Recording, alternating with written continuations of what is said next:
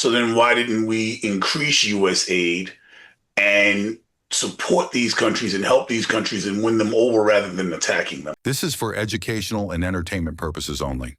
Hello, and welcome to the Think Tank. We use critical thinking, deductive reasoning, and just a pinch of common sense to draw unbiased, logical conclusions.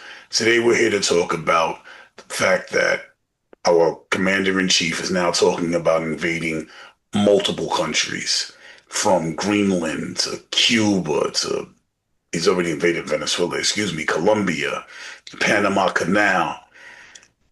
If this is the kind of content that you like, but you want to hear from both sides, MAGA and anti-MAGA, to see the truth in the middle, or at least to come closer to that truth, because, the public doesn't know everything. So we can't possibly come to the exact understanding, even though I'm about to drop some jewels for you today. Then you should click that subscribe button, because this is where you're going to find it at. But with no further ado, please meet my co-host, the Honorable Dion Powell. Hey, family, it's flu season, so don't get caught out there. Be protected, whatever that means. I'm District Leader Dion Powell of the 78th AD here in the Bronx, New York, from the New York State Conservative Party. I'm the community consultant and strategic solutionist. So let's see what I have to say today as an 80-20 Trumpster. That's America first and borderline America only. Well, here's the thing. Trump is talking about invading everywhere. He's talking about the Monroe Doctrine, which basically means, if it's on the Western Hemisphere, if it's on this side of the planet, then it belongs to the U.S. It's our backyard. Which, when I say our, I'm Native American, so for me, it's kind of like, well, you've invaded my home, and now you're saying it belongs to you, wants to manifest destiny stuff, and anything that's near here, all of these indigenous people, they fall under your jurisdiction. I find that to be abhorrent for a vocabulary word for you. So the countries that he's presently talking about invading are listed as including, but not limited to, Colombia, Cuba, Canada, Greenland. Did I forget anything? Panama Canal. Just right now, he's threatened Greenland, which is a part of Denmark, which is a part of the EU, which is a part of the United Nations, which means that if he invades Denmark's Greenland rather, then the entire Canada and EU are going to go to war with the U.S. defending it. So just before Trump was in office, these were our friends. Then he started a Cold War with them that he called a tariff war. And then after the tariff war, the Cold War that he started, now he's talking about invading their land. He's talked about making Canada the 51st state, on and on. Now Canada's building up a militia through something called conscription, which is the United States calls it a draft. Mexico has sent thousands of troops to their north border, which is our southern border. And the rest of the world is gearing up to fight, to go to war with the United States. Hey everybody, this is your boy Leo. You know me, I've been doing commercials for 15 years, television commercials, radio ads, billboards. Now, I'm trying to step it into the big leagues. I want to be an independent filmmaker. I've got the degrees, I've got the experience, and I need your help to make my first independent film, Garrote. So Garrote is Boys in the Hood meets Clue. So these dudes from Brooklyn is trying to buy their drugs to supply the hood. So they go to the mafia stronghold and they purchase their drugs, but one of them turns up dead. And now there's a race to find out who did it. The Godfather's going to send in his hit squad, Squadra Assassina, to take them out. They don't figure out who did it because somebody died on his turf and he's not happy and he can't have stuff like that happening in his business. So please, if you want to show support, my Kickstarter campaign is down in the description box. Now, why would Donald Trump be doing all of this? We know he went to Venezuela for the oil and to distract from the fact that he wasn't going to release the Epstein files. He did it the day before. He literally He literally invaded Venezuela the day before he was supposed to explain why the names in the files were unredacted. Literally went in the day before. Like, if that's not a distraction, I don't know what is. He literally went and invaded a country the day before he's supposed to unredact those names. That is obvious. But why would he go into the rest of the world? Let's look at some detailed facts here. China absolutely is spreading their influence throughout the world with something called the Belt and Roads Initiative. What that is they go into countries, they look, they check out the infrastructure, your bridges are coming down. You got gravel for roads. Don't you have cement? Like, let us come in here and help you out just a little bit. We're gonna come in, we're gonna help you with infrastructure. We're gonna help you build your economy. Let's rock. Let's do business together. Let's become trading partners. Let us help you get cheaper goods. And so China's been doing this throughout the entire globe, building their loyalty, their friendships with other countries. This is spread deep into the Western Hemisphere. Venezuela was doing huge trade with them. Panama Canal, they were taking over ports in the Panama Canal. They're doing trade with Greenland. And the United States is actually losing power. There's a conglomerate of countries that are actually supporting China. They're called the BRICS nations. This is Brazil. This is Russia. This is India. This is China. This is South Africa. And they now are the BRICS Plus. They've added many, many, many nations, including everything in the Middle East. The Qatari was actually down with them. You know, they're building a base here, but they're down with China's BRICS. Like, they're building a army base in America, something that's completely unfathomable, unheard of, and disgusting. You don't let enemies build a military base on your territory if you're the United States. You build bases in their territory because that's what the United States does, right? But I digress on that point. So right now, the United States is losing power. The BRICS nations are even trying to come up with their own financial system. The thing that makes the United States the most powerful country in the world is not our military. Our military backs up what does make us the most powerful country in the world. And one of those things is called the petrodollar. The petrodollar is really where we find our dominance as a country. Because basically, what it means is if you want to buy oil or other or coal or petrol, if you want to buy fuel, you trade in the United States dollar, use that as your currency to buy. So how does that work? What does that mean? What is that in English? Because that's complicated. If Russia, their biggest export is oil. That's what they do. They sell oil. That's how Russia maintains their economy. They sell oil. So if Russia wanted to sell oil to China, let's say, their next door neighbors and, you know, frenemies of the United States, they would actually use United States dollars to make that trade. Crazy, right? But that's what over 80% of the world did when it came to buying fossil fuels or petrol in the world. That's what they did. They used the petrodollar, went under the petrodollar. They used the United States dollar to commit the trade. It was done through something called the SWIFT system. That is where the United States really held their power. It was, think about it. If you got to use my money in order to buy something, that means you holding my bread. That means that you need me. This is where we got power. You can't do nothing unless I say so. You got to use my money. And the United States charges interest on it. So now we're making money because you're using our money, and you can't even turn on the lights unless you go through us because you can't buy gas. So this is what made the United States powerful. Since the war began in Russia, that's been on a serious decline. Russia led the way. China is the leader now, and they're trying to do something called de-dollarize or stop using the United States dollar. And even though they haven't come up with their own currency yet, what they're doing is they're trading in their own currency. So now Russia and China wants to buy money from Russia. They're like, USD, nah, there's sanctions on you. You can't even use USD. What do? We're going to use something called the UN. That's the Chinese dollar. So the Belt and Roads Initiative and the de-dollarization is actually crippling the United States on a global scale. So the real reason for the United States to want to go into these countries is more than likely because they want to stop Chinese influence in these countries, especially in the Western Hemisphere. That's a theory. So if they want to do that, what do?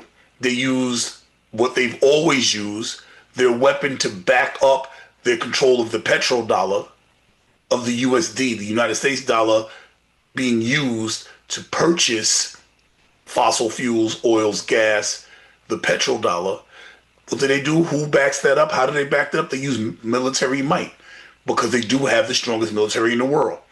So, oh, you're trading with China, you're doing this. Trump is like, oh, we're going in to stop fentanyl. No fentanyl comes out of Venezuela. That's a lie. No fentanyl comes out of there. Now, for those of you who don't know, allow me to educate you. Drugs don't come from Venezuela. However, Venezuela is the way that countries like Colombia and Cuba traffic through. So they're part of the drug chain. So they do come through Venezuela. But that's not why the United States was there. They were there because they're worried about their influence waning and China gaining too much of a foothold here. And the only way to stop that from happening is actually using the tool that they have, their leverage, which is the US military. Now, this is just theory, this is just an opinion. This is just something conducted research and critical thinking has led me to. These are all facts. Dion, what do you think about the facts that I've laid out? I totally, not sure to say totally, but I mostly disagree. Number one, why would we want and root for China and these countries to beat out our petrodollar? We don't want that. So Okay, it let is me a wait. You didn't understand what I said. Let me clarify it for you. Because if you didn't understand, that means the audience didn't understand. And what you said was exactly the opposite of what I said. What I said was that China's Belt and Road Initiative is winning these countries over. And so the United States is sending in the military and taking control to push China out, to defend American dollars and to defend American interests. good. And that is a good thing. We all, as a America first and America oil, that's a good thing. Now, getting involved with international affairs of military might, that's when we disagree with the president 80-20, as I said on previous episodes. So yes, your United States military, you got to keep in mind, is the reason why the Netherlands and you have all these wonderful countries, all these wonderful programs exist because they don't have a military and our military protects them. So think about all the countries in the world that don't have a military, rely on the United Nations and rely on the United States' military to protect them, NATO and some others. So that's the first thing. The next thing is the I believe that when it comes to military conflict, maybe the president is getting overconfident with successful capture of Maduro in Venezuela. That's why they're feeling froggy, as we say, to go into these other countries. That probably is a mistake. So that's my opinion on those two fronts. But we do want the United States economy to be the number one in the world by any means necessary. Unfortunately, we don't want to have to rely on China. That's why the president's trying to wean us off relying on China. We don't want Russia and these other countries going into the Western Hemisphere per the Monroe Doctrine to interfere with things that are against American interests. And those are the points I would like to lay out based on my opinion from the facts presented. All right. Now, I will say this, that the colonial imperialistic mindset that leads Trump into wanting to go into other countries is not the only way to be able to push China out. As a matter of fact, there was something that was so powerful that it combated the Belt and Roads Initiative, that the Belt and Roads Initiative was actually emulating. It was led by the United States, but Trump destroyed that. Trump said, we don't want to make friends for control, which is the way we're supposed to do it. We want to go in and take over. But prior to Trump, the way that we went into countries and secured their companionship, their partnership, was a little known entity called USAID. But Trump destroyed that and decided to go to war and just capture presidents instead. Yes, you actually go back to a point that, I think I may have said before, where USAID was used as a mechanism to actually fund some of these coups d'etats, sometimes to pay off these dictators and despots. And that's the USAID's mechanism where it lined the pockets of some of these governments to do our bidding and therefore is needed in that capacity. There's no such thing as aid in US aid, as it were, from what you're saying. So just That's keep not that in true. mind. It's not true at all. Well, that's the way you put it. That's the way that it That's should be not, no, no, outlined. that's, no, no, no, That's no. not true. Thank you. What I said was China copied US aid in going in and offering help. Instead of, because that's what USA did. USA said, yo, you need to feed hungry people. I got you. We got your back. Yo, take some of these US dollars and feed people. And communist China said, yo, the United States has got a sphere of influence that's incredible. Maybe we go in and help countries. And they created the Belt and Road Initiative, copying US aid. And guess what? It's successful. It's successful. So, yes, the United States is doing this, trying to take control from China, but instead they could have maintained peace and helped people. So, it's two different ways that I can get your loyalty. I can build a trust and respect and love by getting your back, or I could bully you, which eventually is going to have you turn on me anyway. Which way do you think is the best way? Well, again, US aid and funding these governments, China does it as well, Russia, everybody else, but they're goodies, is one way to persuade these leaders to go in our favor. Until the fact that military intervention has to happen. That's what happened with Maduro. That's what happened with Maduro. So, but the case in point here is that we want to keep these countries out of the Western Hemisphere, and we want to control the oil interests in the Western Hemisphere. Let them deal with that on the other side of the planet and get it from Russia. You know what I mean? So you want the petrodollar to still be number one in the world. So far, we haven't lost any American troops in this conflict, which is great. But again, international intrigue is not my forte, but the way on the surface it looks like this may be a good thing to protect our economy. Why do you think he chose now to begin this initiative to go into countries and attacking and taking kidnapping presidents? Well, again, like I said earlier, he's become overconfident, maybe with the successful capture of Maduro. Now there are other global conflicts going on where we can't risk losing our economy, if you think about it, and controlling our resources here in the Western Hemisphere, whereas they were So having why is problems. it that our sphere of influence has suddenly deteriorated to the point where military action became necessary? What triggered that? What triggered that? Well, we have two major military conflicts in the world that we're kind of monitoring and involved in, and we need those resources. On this side of the planet, we had a mass migration problem from the previous administration. And then on top of that, we had a fentanyl problem from the previous administration, all of which have dropped under Trump's administration now that he's secured the border. Maduro, him with the oil reserves over there and the trade he was doing with China and Russia wasn't in the best interest of the United States of America. So for me, as an 80-20 Trumpster, it makes sense, even though I disagree with international conflicts.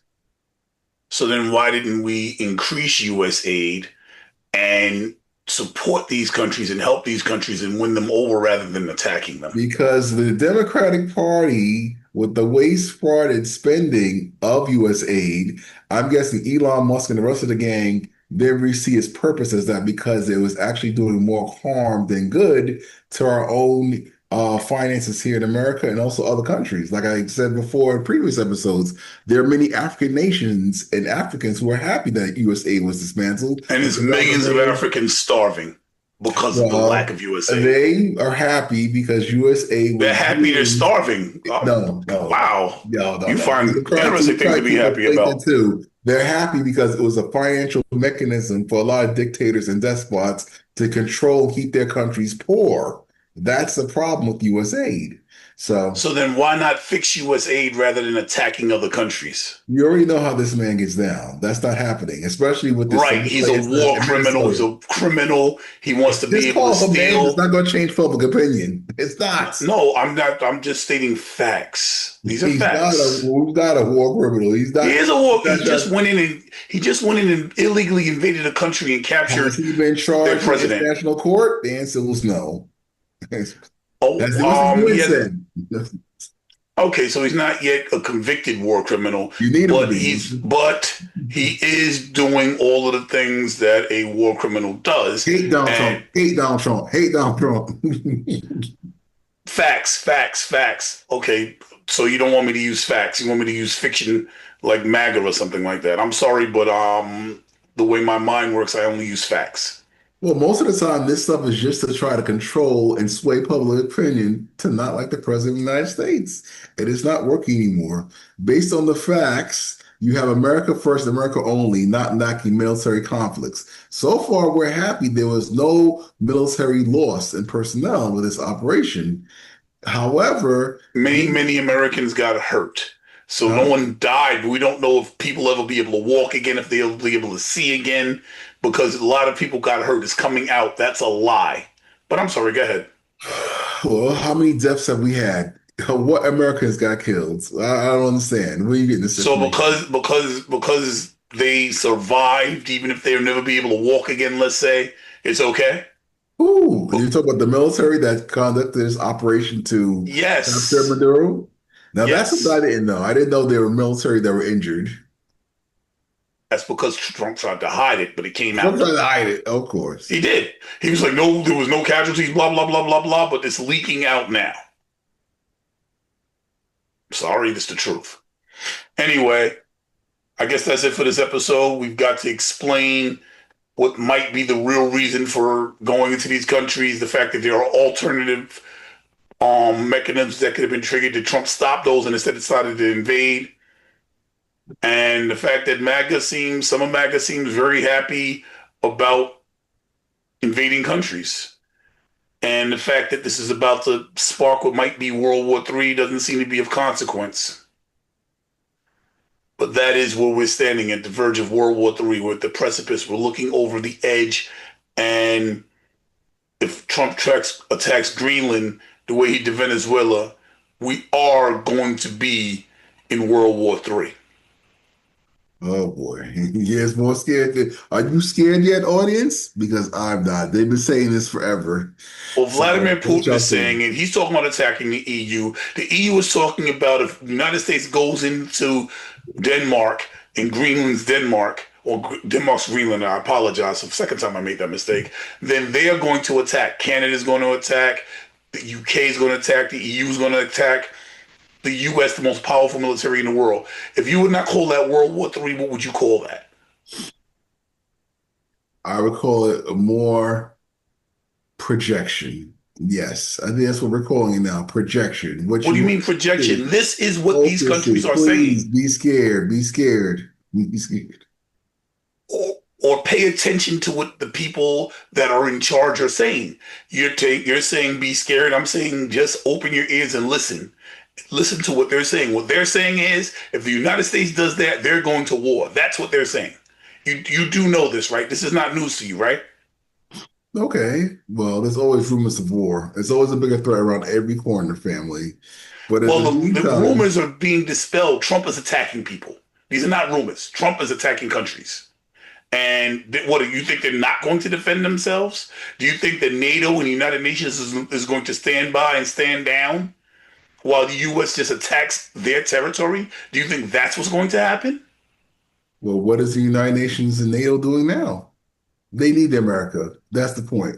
These people need the United States of America. The United Nations is still in New York, isn't it? So they need America, unfortunately for I them. think that the situation, I think what's going to happen is if you attack their territories, they have no choice but to defend themselves. Because if you can walk into one of our territories, you can walk into all of our territories. And their response is going to be the same thing as it is with Russia. Like you walk into Ukraine, if you conquer Ukraine, Poland's next. We can't let you take Ukraine. We can't let you take Denmark.